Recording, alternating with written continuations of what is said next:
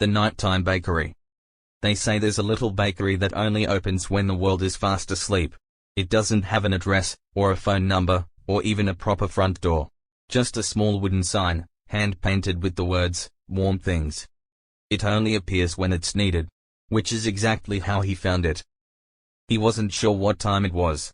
Just that it was late. The kind of late that makes the air feel thick. The kind of late when the stars seem farther away than usual, and your thoughts start to echo in your chest. He walked without direction, hands deep in his coat pockets, breathing slowly. The town was quiet. No cars. No lights.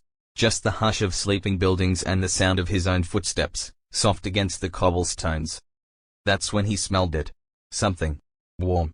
And kind. And a little bit sweet. Not sugar, exactly. More like nostalgia. He turned a corner he didn't recognize and saw it, a soft yellow glow spilling out onto the sidewalk from a narrow shop window. Warm Things. The door opened before he could even reach for the handle. The air inside hugged him. That's the only way he could describe it. Like being gently held by something invisible.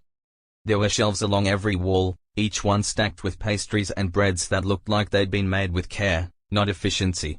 Cinnamon curls, sugar-glazed rolls, soft golden loaves still steaming. There was a small table by the window, with 2 chairs. A cat curled up on one, barely raising its head to acknowledge him. Behind the counter, the baker was wrapping something in parchment. They wore a soft brown apron dusted with flour, and a knitted scarf, even indoors. When they looked up, they didn't speak. Just smiled, as if to say, "It's okay. You're allowed to be here."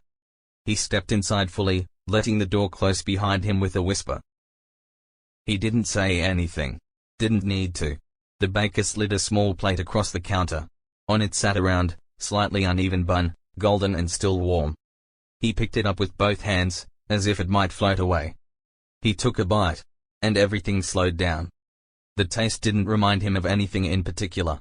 It just made him feel safe. Like when someone brushes the hair from your forehead.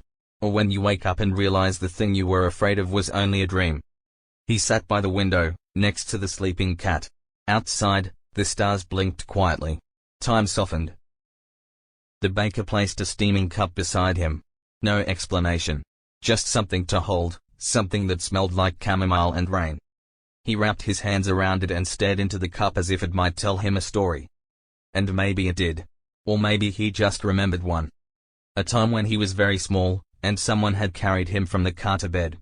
The weightless moment just before sleep, when he wasn't fully awake, but knew he was being cared for. That feeling drifted back to him now, soft as steam. He didn't ask who the baker was. He didn't ask where he was. It didn't matter. Sometimes you don't need answers. Just a little light in the dark. And something warm to hold. He stayed for a long while. Or maybe it wasn't long at all. When he stood to leave, the baker handed him a small cloth bundle.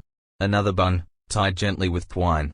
He opened his mouth to say thank you, but the baker shook his head. "You don't have to say anything here." That was the rule. The only one. Outside, the world hadn't changed. The town was still asleep. The stars were still blinking.